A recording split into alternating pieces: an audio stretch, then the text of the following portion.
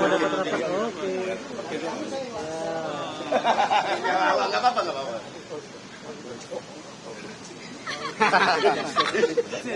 Iya. Oke.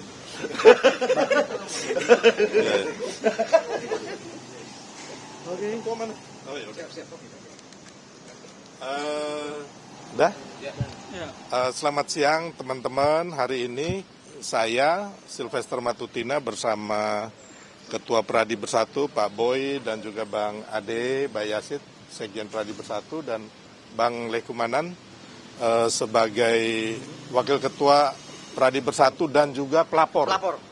Hari ini pelapor atas indikasi pidana penghasutan. Ya. Dan hari ini saya bersama Bang Ade Bayasit diminta datang untuk memberikan kesaksian dalam rangka penyidikan, yaitu mengenai indikasi satu penghasutan, yang kedua pencemaran nama baik, yang ketiga fitnah, dan juga pelanggaran atau manipulasi Undang-Undang ITE yang dilaporkan oleh Bapak Insinyur Haji Joko Widodo, terus teman-teman relawan dan juga teman-teman pengacara yang tergabung dalam Pradi Bersatu. Jadi bahwa hari ini saya membantah isu yang dilontarkan seorang intelijen palsu atau Roy Panci yang mengatakan bahwa saya terdeteksi di Batam dan akan melarikan diri. Ya, jadi itu yang saya bantah, bahwa saya bukan seperti Roy Suryo yang ketika dulu 2 tahun lalu masalah Stupa Borobudur, ketika ingat nggak, mau ditahan oleh Polda Metro nih, pakai kursi roda dan juga pakai penopang leher ya. Jadi intinya bahwa Roy Suryo sok menjadi intelijen mendeteksi saya di Batam itu karena sebenarnya saya bicara sama teman-teman media. Waktu saya diundang, saya bilang saya nggak bisa, saya lagi di Batam. Dan di Batam pun saya dalam rangka mengadvokasi rakyat. Ya, contohnya kasus Rempang itu saya adalah orang pertama yang mengadvokasi masyarakat Rempang. Dan juga masalah tanah-tanah rakyat di Batam, saya dengan Bang Ade ini dan kawan-kawan Pradi Bersatu mengadvokasi tanah-tanah rakyat yang dizolimi oleh oknum pengusaha busuk dan pejabat kotor lah ya, intinya itu. Jadi bukan kita ini mau melarikan diri ke Singapura seperti yang dituduhkan oleh para tukang fitnah ini ya. Terus yang saya mau jawab juga mengenai urusan hukum saya dengan Pak Yusuf Kalla, itu sudah selesai dengan ada perdamaian. Bahkan saya beberapa kali, ada 2 kali, 3 kali bertemu dengan Pak Yusuf Kalla dan hubungan kami sangat baik. Dan sebenarnya urusan proses hukum itu sudah saya jalani dengan baik.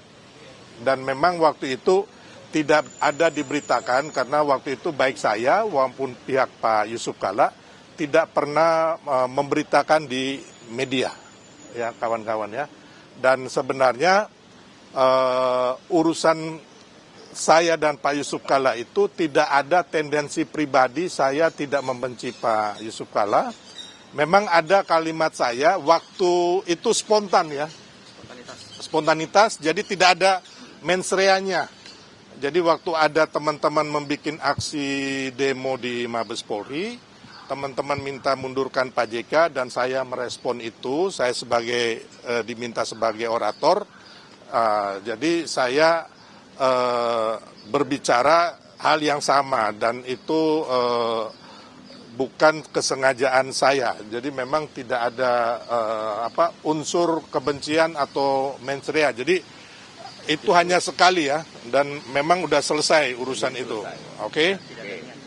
Ya. Untuk yang ijazah palsu ini, tuduhan kepada ijazah palsu, saya mau mengatakan bahwa urusan ini tuduhan ya dari Roy Suryo CS, daripada TPUA, ya kan, daripada penggugat yang di Solo, Sleman, itu sudah selesai, ya kan? Di Bareskrim juga sudah dinyatakan dihentikan. Terus yang di PN Solo itu kemarin itu sudah dibatalkan atau NO ya istilahnya ya, ditolak lah oleh majelis hakim. Dan sebenarnya hal yang sama sudah terjadi 3 kali nih, tahun 2022-2023 yang digugat oleh Bambang Tri, terus ada Hatta Taliwang, termasuk si Fadila ya. Dan itu 3 kalinya itu, yang satu di Petun mereka cabut gugatan, yang 2 itu ditolak. Ya.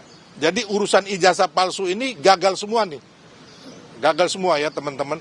Yang ada sekarang ya kan, yang akan terjadi seperti tuduhan Bambang Tri dan Gus Nur, kira-kira tahun 2023 juga, yang mengatakan bahwa ijazah Pak Jokowi palsu dan mereka membikinnya di podcastnya Gus Nur dan mengambil kitab suci di atas kepala bersumpah mubahala yang mengatakan bahwa ijazah Pak Jokowi palsu. Dan ini akhirnya majelis hakim, kalau nggak salah pengadilan negeri sebentar ya, bukan, jadi pengadilan negeri Blora. Ya, Gus Nur dan Bambang Tri sudah dihukum. Ya, vonisnya mungkin 3 tahun apa 6 tahun, saya lupa. Jadi memang 6 tahun ya. Jadi intinya bahwa mengenai isu tuduhan ijazah palsu ini tidak terbukti, bahkan akhirnya mereka ya kan dipidana oleh hukum karena menyebarkan berita bohong. Ya, sama seperti yang sekarang kita lihat teman-teman, saat ini sudah naik penyidikan di Polda Metro Jaya dan sudah banyak oleh Polda Metro Jaya termasuk kami dimintai keterangan saksi-saksi baik di Jakarta, di Solo, di Yogyakarta, termasuk bukti-bukti lainnya, bukti-bukti petunjuk lainnya, dan mungkin saksi ahli juga sudah diperiksa. Makanya yang akan terjadi ke depannya itu adalah, sekali lagi saya bilang, telenovela dan drama-drama yang akan dimainkan Roy Suryo CS, baik secara tangisan maupun secara tawa ya. Jadi intinya itu. Terus saya juga mau mengatakan bahwa sampai saat ini, sampai hari ini, tuduhan dan penelitian abal-abal ya, karena saya melihat bahwa Roy Suryo Rismond ini nggak punya sertifikat ataupun kelayakan sebagai seorang peneliti, dan yang mereka teliti itu adalah hanya fotokopi atau foto digital di sosial media. Nah, ini nggak mungkin bisa diteliti, karena yang harus diteliti itu adalah ijazah yang asli, yang otentik atau yang analog, baik ijazah yang otentik ataupun analog yang asli ataupun yang palsu. Nah, ini yang bisa diteliti seperti yang sudah dilakukan oleh Laboratorium Forensik Mabes Polri dan dikatakan bahwa ijazah ini asli. Termasuk yang kedua, keaslian ijazah ini selain Mabes Polri ya kan dikeluarkan juga oleh yang menerbitkan ijazah, yaitu UGM, yang mengatakan bahwa ijazah Pak Jokowi asli dan Pak Jokowi memang pernah berkuliah di Fakultas Kehutanan Universitas Gadjah Mada. Ya, jadi 2 hal ini. Terus ada lagi yang saya katakan bahwa sebenarnya ada lagi keheranan kita masyarakat, karena yang dituduhkan ijazah palsu ini ternyata ada 2. Yang pertama, ijazah palsu yang dituduhkan sebelum tahun 2005 yang diterbitkan oleh Universitas Gadjah Mada. Makanya mereka menggeruduk Universitas Gadjah Mada dan menggugat UGM kan. Terus yang kedua, ijazah palsu yang kedua itu diterbitkan kalau menurut Bitor, yang mereka Roy Suryo CS mempercayai Bitor ini, diterbitkan tahun 2012 di Pasar Pramuka. Ya. Jadi ini keheranan kita, kok ijazah palsunya bisa 2 nih. Ini kan konyol. Kenapa nggak malsuin sekali aja tahun 2005 sebelumnya, nanti waktu calon Gubernur DKI 2012 tinggal di copy paste. Ini kan konyol, nggak masuk logika akal sehat kita, ya.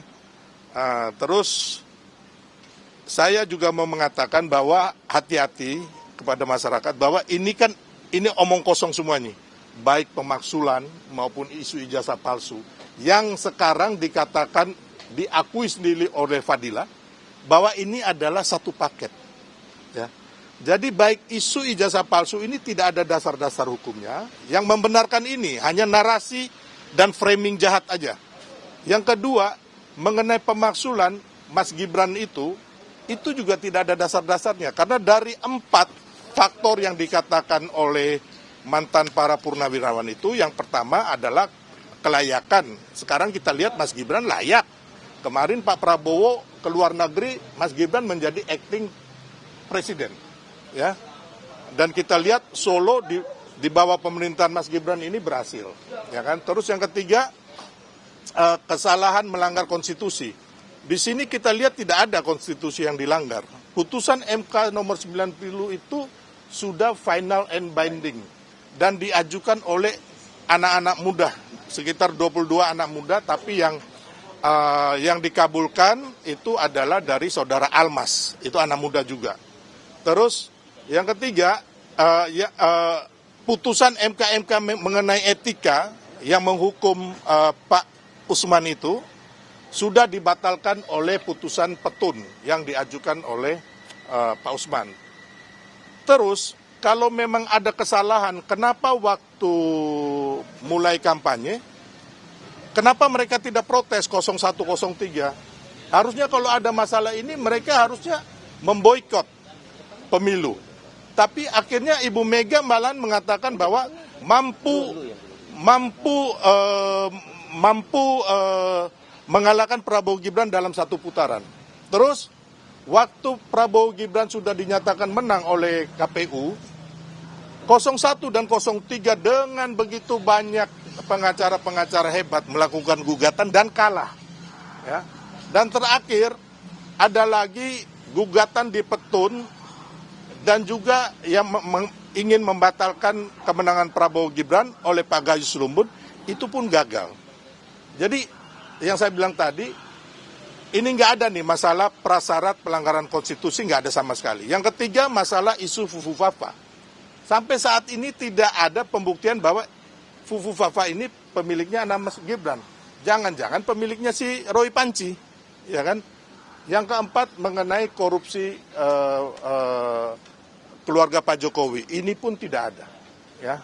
Jadi intinya saya mengatakan bahwa sebenarnya apa yang mereka lakukan ini hanya untuk mengadu domba bangsa kita, ya kan, agar Prabowo Gibran putus di tengah jalan, juga dalam rangka untuk permainan politik menjelang 2029.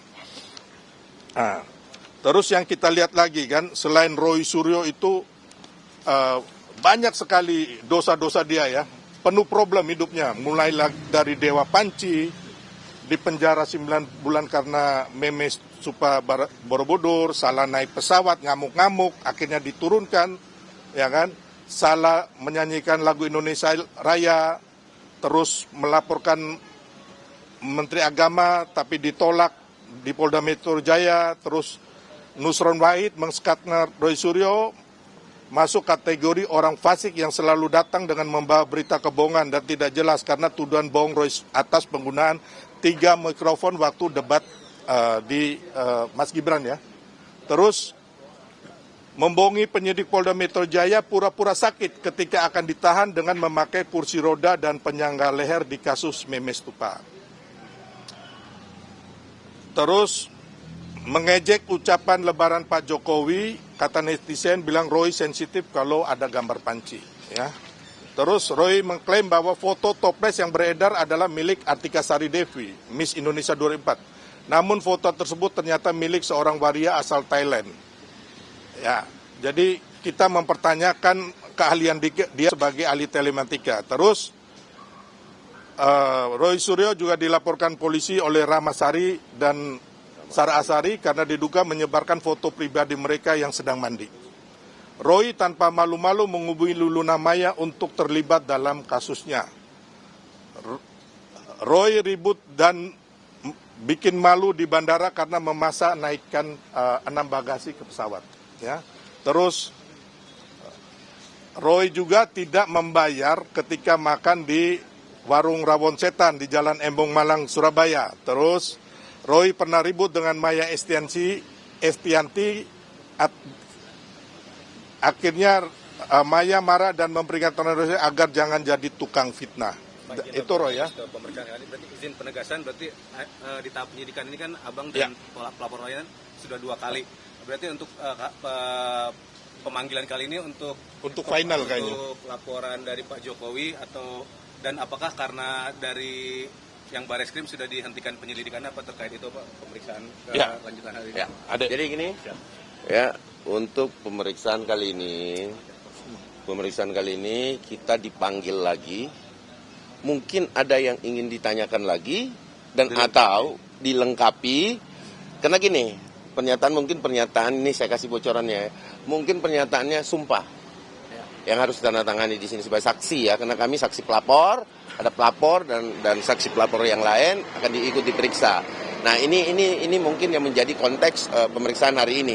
Dan kedatangan kami hari ini selain mengklarifikasi apa yang disampaikan Bang Sylvester, juga adalah kami meminta dengan sangat Jumat Keramat segera periksa. Saya pengen Polda Metro Jaya melekat kepada dirinya tanpa pandang bulu, karena Polda Metro Jaya saya sangat mengerti cara menangani kasusnya sangat firm dan cermat. Dan saya minta Jumat Keramat segera dijalankan untuk Roy CS, ya. Itu dari saya. Nah, teman, hari ini berapa saksi yang diperiksa? Ini total 1, 2, 3, 4 saksi yang akan diperiksa hari ini. 4 saksi, ya, 4 saksi, 1 pelapor. Jumlah Ya. itu kenaikan status terlapor. Periksa dengan cara-cara Polda Metro Jaya yang terkenal, cermat dan tanpa tedeng aling-aling. Ya, kami tahu betul Polda Metro Jaya dalam menangani kasus. Oke? Tanggapannya Bang dari survei LSI ini bilang kalau 74. Ya. 74. Memang saat ini kita bergembira ya, karena masyarakat tidak sekitar 74,6% tidak mempercayai ijazah Pak Jokowi palsu. Ya. Dan saat ini boleh saya katakan kemarin Bapak ada menelpon nama saya bahwa beliau baik-baik di Solo, bergembira bersama keluarga dan terus menerima masyarakat. Ini yang membuat Pak Jokowi ini bergembira. Dan satu hal lagi, Pak Jokowi dan Mas Gibran mendukung penuh keputusan Pak Prabowo mengenai pengampunan abolisi dan amnesti. Ya, jadi sekali lagi bahwa Pak Jokowi dan Mas Gibran mendukung penuh dan kami semua mendukung penuh keputusan Presiden Prabowo atas pengampunan abolisi dan amnesti. Karena apa? Karena ini untuk demi kebaikan bangsa yang lebih besar. Oke. Ya, jadi Bang, ini. ada lagi Bang terkait dengan kasus Abang dengan Pak JK. Tadi Abang bilang udah damai kan, tapi masih banyak masyarakat yang meminta atau mendorong Abang untuk ditahan karena ada putusan MA yang 1,5 tahun. Nah, mungkin ada tanggapan dari Abang? Nggak ada masyarakat. Nggak ada ya, saya bilang tadi itu hanya masyarakat Roy Panci aja. Jadi memang saya sudah menjalani proses hukum itu deh, ya kan. Tapi memang kejadiannya secara terperinci tidak mungkin saya bicara sama mereka. Ngapain? Saya satu, dia siapa gitu loh ya. Tapi intinya proses hukum ini sudah saya jalanin dengan baik ya. Hanya memang tidak ada pemberitaan untuk itu ya. Ya kita hargai aja ya. Saya coba tambahkan. Ya ada ketua silakan. Saya tambahkan bahwa saya datang ke sini untuk mendampingi 3 orang ya. Bang Sylvester, kemudian Bang Ade, Bang Lecu. Saya hanya memastikan supaya proses hukum ini berjalan sesuai dengan prosedur hukum. Dan saya yakin bahwa penyidik Polda sangat profesional. Jadi saya datang hanya untuk make sure everything is going well. Oke, itu saja yang ingin saya sampaikan. Terima kasih. Ya, ada teman Pak Lecu. Kacamata BIN atau anggota BIN gitu ya, kemarin menyatakan bahwa ijazah Jokowi dibuat di masa pramuka pada periode 2012 sampai 2014. Jangan bawa-bawa BIN. Nah, itu kemudian Apa dia nanya, nggak boleh. ada sosok nama MRP begitu yang disebut oleh anggota. Itu nggak tahu disebutnya begitu. Ya, jadi itu nggak ada ya, kebohongan besar karena sebenarnya orang BIN itu mendapat data daripada si siapa namanya Bitor ini yang saya sudah katakan, Bitor ini teman saya juga. Bitor akan melakukan apapun demi, ya. Jadi intinya Bitor ini juga sangat banyak melakukan kebohongan. Jadi Bitor membohongi Roy, Rismond dan sebagainya, ya kan? Karena apa? Karena memang yang saya bilang tadi nggak masuk akal. Ijazah itu dipalsukan oleh UGM sebelum tahun 2005. Kenapa harus dipalsukan lagi tahun 2012, ya kan? Jadi kerjanya double, harusnya tinggal copy paste ya. Jadi ini yang saya bilang masyarakat kita harus cerdas, kita jangan gampang dibohongin ya. Terus yang kedua, orang-orang yang bergerak ini kayak Hosinudin. Hosinudin itu adalah dedengkot HTI yang ingin mendirikan negara khilafah di bangsa kita ya. Harus kita tahu. Jadi itu adalah motif mereka untuk mengadu domba bangsa kita. Jadi isu ijazah palsu dan pemaksulan ini nggak ada dasar hukumnya dan semuanya zong atau nol. Ya. Ada tambahan? Pak Leju? Nanti aja saya periksa dulu lah. Periksa dulu ya. Habis diperiksa ya sampaikan sama Roy, kau tunggu bagianmu ya Roy ya. Roy, kau tunggu bagianmu. Ya. Oke. Ya, aku diperiksa dulu tambahan ini ya. Apa jabatan dan Wakil Ketua Umum. Wakil Ketua Umum. Dua-duanya Wakil Ketua Umum. Dua-duanya ya, Wakil Ketua Umum ya, Pradi. Oke. Oke, Bang. Oke, thank you. Oke, makasih ya, Bang. Saya Makasih ya. Bang. Teman-teman mau pulang apa?